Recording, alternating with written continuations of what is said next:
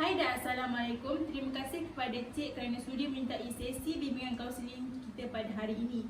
Terlebih dahulu saya ingin memperkenalkan diri saya. Saya Cik Fakira Safia binti Zulkifli. Cik boleh panggil saya Cik Fakira. Saya dari Universiti Pendidikan Sultan Idris dari jurusan ISMP Perakaunan. Boleh saya tahu nama Cik? Nama saya Nazia Nashan binti Muhammad. Boleh panggil saya Cik Naziha. Macam mana keadaan Cik Nazia hari ini, sihat? Alhamdulillah sihat walafiat. Cik Nazia sedang belajar ataupun sudah bekerja? Saya masih belajar di UPSI juga. Dalam kos ISMP Sejarah. Macam mana keadaan Cik belajar? Cik belajar secara online ataupun bersemuka? Saya belajar secara online dalam keadaan yang 50-50, okey dan tak okey. Cik dalam semester berapa? Saya dalam semester 5 sekarang. Faham? Sebelum memulakan sesi bimbingan kita ini, saya akan menjelaskan sedikit tentang sesi ini. Sesi ini akan dijalankan dalam masa 15 minit ke 20 minit. Saya akan menjadi pemudah cara untuk menyelesaikan masalah Cik. Cik boleh bebas bercerita kepada saya segala masalah ataupun apa yang ingin dikongsi kepada saya, dan saya tidak dibenarkan untuk berkongsi kepada orang lain. Jika saya melakukan perkara sedemikian, Cik boleh mengambil tindakan ke atas saya. Okey, baiklah. Okey, Cik Nazia, sebelum tu saya ingin bertanya, adakah Cik Nazia pernah terlibat dalam sesi bimbingan kaunseling sebelum ni? Sama ada di sekolah rendah ke, sekolah menengah ataupun di universiti? Pernah ke terlibat? Waktu sekolah menengah saya pernah berjumpa dengan cikgu kaunseling untuk bertanyakan tentang hala tuju pendidikan saya ni selepas SPM. Jadi cikgu tu ceritalah satu-satu hala tuju yang baiklah untuk menjadi. Waktu tu saya nak menjadi seorang guru. Jadi dia bercerita tentang pendidikan ke arah menjadi guru tersebut. Okey, kiranya macam kaunselor ni membantu Cik untuk memilih jalan untuk sambung belajar lah kiranya. Ia sangat membantu sehingga saya berjaya masuk UPSI. Okey Cik Nazia, apa yang menyebabkan Cik ingin terlibat dalam sesi bimbingan kaunseling pada hari ini? Saya ingin meminta pendapat daripada Cik untuk mengurangkan sikit atau menyelesaikan masalah-masalah yang saya hadapi ini. Okey Cik Nazia, boleh saya tahu apa masalah yang dihadapi oleh Cik Nazia? Sepanjang saya belajar online ni, saya ada masalah pengurusan masa dengan jadual kelas yang padat, assignment yang banyak, dengan nak tolong memasak di dapur dan kemas rumah. Jadi masa saya tu jadi macam semakin singkat. Disebabkan oleh masalah pengurusan masa ni menyebabkan result saya drop sem lepas. Lepas tu saya makin kurang bersemangat untuk belajar. Pengurusan masa tu juga menyebabkan saya tidak fokus dalam kelas. Kalau satu subjek tu susah, saya jadi kurang fokus untuk belajar dan tidak berminat untuk belajar. Dan akan menyebabkan result saya rasa sem depan mungkin akan jatuh juga. Lagipun kawasan persekitaran saya belajar tu kurang baik dan agak suram, menyebabkan saya mengantuk ketika belajar. Kawasan persekitaran saya yang kurang efektif itu telah membuat saya menjadi makin lesu dan malas untuk belajar. Lagi-lagi saya belajar subjek sejarah yang penuh dengan fakta. Jadi sebenarnya saya kena fokus dan belajar untuk mendapatkan sesuatu fakta tersebut. Boleh saya tahu sejak bila perkara ini berlaku? Seingat saya perkara ini berlaku ketika UPSI mengumumkan belajar secara online ni. Boleh tahan berat masalah Cik Nazia ni. Saya faham pada masa kini ramai pelajar yang susah untuk mengekalkan momentum ketika belajar, terutamanya ketika belajar waktu pandemik ni kan. Okey, boleh saya tahu lagi, ada lagi tak masalah yang Cik ingin ceritakan kepada saya? Oh, ada lagi masalah saya. Kalau belajar sejarah ini, kita perlukan banyak maklumat atau fakta-fakta yang perlu cari. Nak cari bahan untuk jawab esei tu memang sangat susahlah di kawasan perumahan saya ni, kerana library yang terdekat pun tiada bahan yang saya nak tu.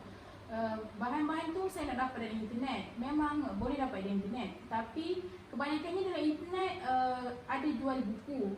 Dan buku dalam internet tu kita kena beli dulu untuk boleh kita akses buku tu. Kalau tidak, kita memang tak boleh nak akses buku tersebut.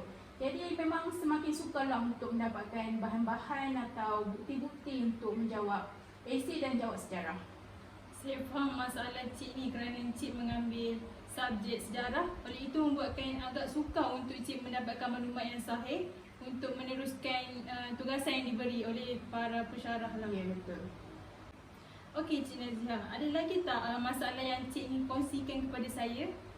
Oh, ada satu lagi masalah, iaitu masalah kerja kumpulan.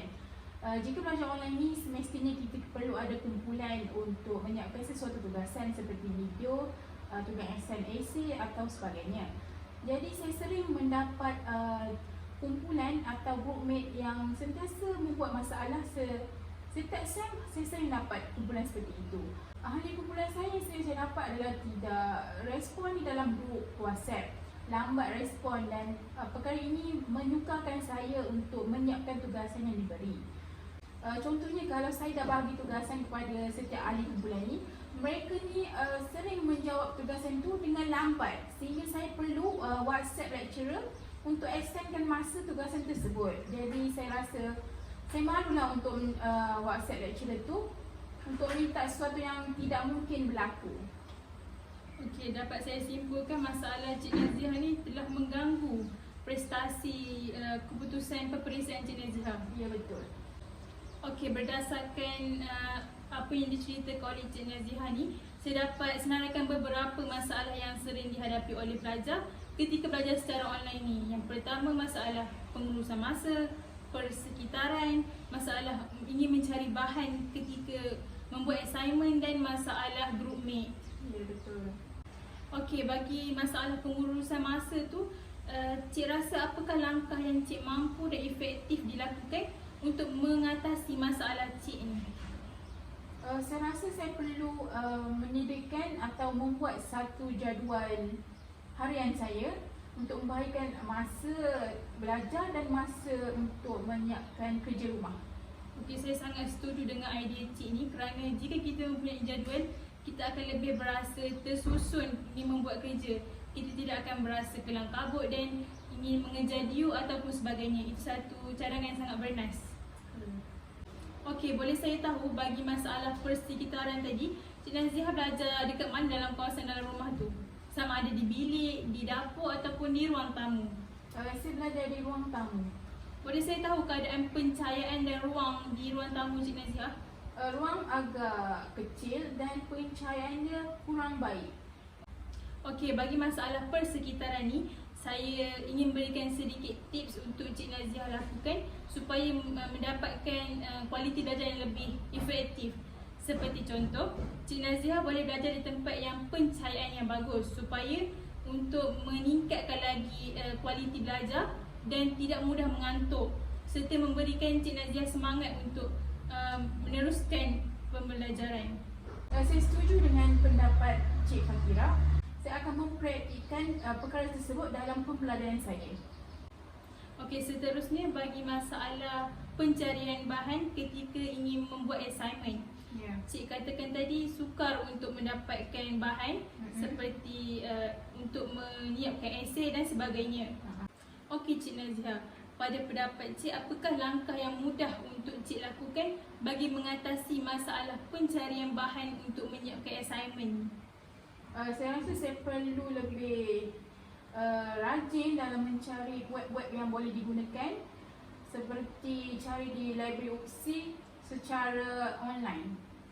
Begitu saya rasa. Saya sangat setuju dengan cadangan yang diutarakan oleh Cik Naziha ni, kerana di perpustakaan UPSI terdapat banyak bahan yang boleh kita rujuk untuk menyiapkan tugasan.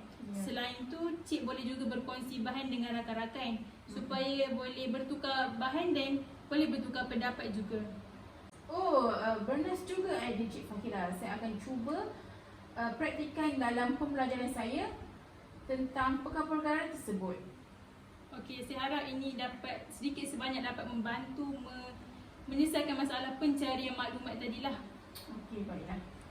Okey, seterusnya Cik Naziha cakap Cik Naziha ada masalah berkaitan dengan kerja berkumpulan ataupun dikenali sebagai groupmate. Ya, saya. Boleh saya tahu sejak bila berlakunya masalah ini? Sejak daripada semester 4. Berdasarkan masalah yang diceritakan oleh Cik Naziha tadi, terdapat beberapa masalah yang dilakukan oleh ahli dalam kumpulan itu, termasuklah lambat respon, tidak menghantar tugasan dan mengambil sambil lewa tugas yang diberikan oleh pensyarah. Betul tu. Boleh saya tahu, adakah Cik Naziah pernah menasihati atau menegur perbuatan mereka secara publik maupun secara personal? Saya pernah menegur mereka secara personal. Tapi mereka seolah-olah tidak mengambil berat tentang teguran saya itu. Oh, jadinya Cik Naziah pernah menegurlah kesalahan yang dilakukan oleh mereka. Ya, saya. Okey, pada pendapat saya, Cik Naziah boleh memberitahu pensyarah subjek tersebut tentang masalah ini kerana ia akan membuatkan mereka akan diambil tindakan sewajarnya dan ini juga akan menjadikan mereka insaf dan tidak akan melakukan pada masa akan datang. Sangat baik pendapat Cik Fakira. Saya akan cuba WhatsApp lecturer saya untuk memberitahu tentang perangai mereka. Okey, berdasarkan cadangan yang Cik Naziah utarakan dan yang kita bincangkan ini sangat bernas dan sangat membantu sebenarnya untuk menyelesaikan masalah yang dihadapi ini. Okey, izinkan saya memberi sedikit tips untuk lebih bersemangat ketika menuntut ilmu. Baiklah. Okey, yang pertama, Cik Naziah boleh meletakkan satu tujuan ataupun satu matlamat dalam hidup Cik Naziah. Contohnya macam Cik Naziah suka travel ke, suka melancong ke luar negara ke, Cik Naziah suka pergi ke negara mana? Boleh saya tahu? Saya sangat teringin untuk pergi ke Switzerland. Oh, Switzerland satu tempat yang sangat cantik dan menarik. Ya. Okey, seperti contoh, jika Cik Naziah suka pergi ke Switzerland, Cik Naziah boleh memprintkan gambar Switzerland tu dah tampal di meja Cik Naziah belajar. Ya. Ataupun Cik Naziah boleh letakkan sebagai wallpaper di laptop ataupun handphone. Dengan cadangan ini, Cik Naziah akan lebih belajar bersungguh-sungguh untuk mencapai cita-cita tersebut. Contohnya, untuk mendapatkan pekerjaan yang bagus, supaya ia akan menjadi satu kemudahan untuk kita pergi ke luar negara, melancong dan sebagainya. Okey, yang kedua tips yang saya ingin kongsikan adalah Cik Naziah boleh melakukan aktiviti yang membuatkan Cik Naziah rasa gembira. Contohnya ketika stres kan waktu belajar, Cik Naziah boleh mengambil masa dalam 15 ke 20 minit untuk melakukan aktiviti tersebut. Apa hobi Cik Naziah? Boleh saya tahu? Saya suka menonton K-drama. Okey, K-drama sekarang ni banyak yang memberi pengajaran dan memberikan kita banyak ilmu yang baru tentang pekerjaan, bidang kedokteran, bidang bisnes dan sebagainya kan. Okey, Cik Naziah boleh mengambil masa dalam setengah jam ke untuk menonton supaya lebih bersemangat ingin study ataupun sebagainya. Okey, baiklah. Okey, bagi tips terakhir yang saya dapat cadangkan kepada Cik Naziah perlulah bergaul dengan persekitaran yang positif. Contohnya dengan kawan-kawan yang positif, yang rajin belajar, supaya Cik Naziah akan sama-sama rasa macam terikut dengan perangai mereka. Contohnya macam kalau diorang study, Cik Naziah pun akan jadi macam okey, aku nak study juga. Maksudnya akan lebih bersemangatlah ketika nak study kan. Macam kalau tak faham boleh tanya, boleh bertukar pendapat dan sebagainya, dan boleh bertanya soalan yang sukar untuk dijawab dengan seorang diri lah. Okey, baiklah. Okey, akhir sekali boleh saya tahu apa harapan Cik pada masa akan datang? Harapan saya supaya dapat menyelesaikan masa-masalah ini dengan sempurna dan sebaiknya, supaya saya dapat menjadi seorang guru yang profesional dan berjaya di masa akan datang. Dengan menjadi seorang guru yang berjaya, saya akan dapat membantu ibu bapa saya mengurangkan masalah keuangan mereka. Jika menjadi seorang guru yang berjaya, saya akan melahirkan lebih ramai lagi pelajar yang berjaya dengan membantu mereka dalam menguruskan pembelajaran mereka secara sempurna. Itu sahaja daripada saya.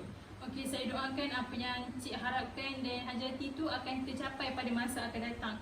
Terima kasih kerana menghadiri sesi kaunseling kita pada hari ini. Semoga kita akan berjumpa pada masa akan datang.